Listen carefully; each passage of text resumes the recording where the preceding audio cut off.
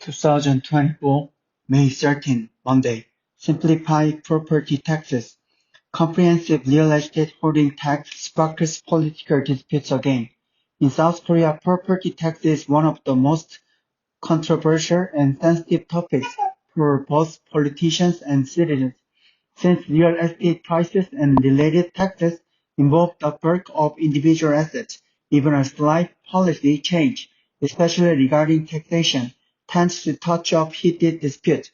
In particular, the comprehensive real estate holding tax, an additional tax burden imposed on owners of pricey houses, is a hot-button issue since major parties have long exchanged attacks at each other over its supposed positive or negative effect since it was introduced in 2005.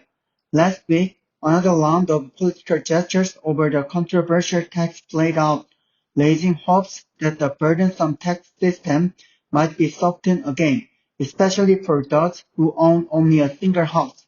On Wednesday, Park Chan-dae, floor leader of the main opposition Democratic Party of Korea, proposed that those who own a single house and actually live there should be exempt from the comprehensive real estate holding tax, no matter how expensive their house may be.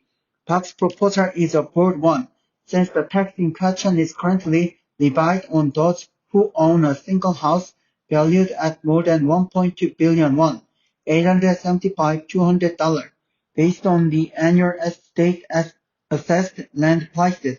He was apparently appealing to single house owners without speculative purposes, many of whom feel the extra tax system should be focused more on those who engage in speculative property investments by owning multiple homes in order to make profits.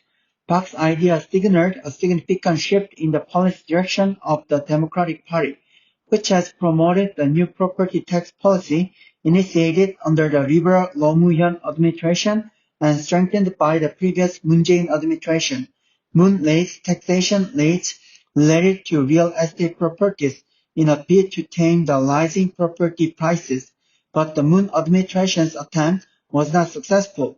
Even though Moon announced a total of 17 real estate policy measures during his term, average housing prices nationwide jumped 23.9% in 5 years, with the upmarket Gangnam district in Seoul soaring 64.2%. Democratic Party leaders are well aware that the past Liberal administration's heavy property tax system is not only a bewildering controversy, but also a political liability. Conservative critics are quick to mount offensives by claiming that the comprehensive real estate holding tax is the main reason for tax bombs on the public. President Yoon Suk-yeol, for instance, slammed the Moon administration's taxation burden on property owners 2 days before the April 10 parliamentary election, saying that the total amount of tax imposed on Korean property owners doubled to 10 trillion won in 2022 from 5 trillion won in 2018. In late 2017, the Moon administration claimed that only 2%, around 370,000 of the nation's 80.5 million households would be subject to the comprehensive real estate holding tax. But that projection was inaccurate because housing prices continued to soar in the following years, pushing the number of homeowners subject to the additional tax to 1.22 million in 2022. But the Democratic Party is yet to determine its stance on the comprehensive real estate holding tax. On Thursday, Jin Sung-jun, chief policymaker, said Park's proposal about exempting single-house owners was just his personal opinion, adding that there was no review of the policy within the party.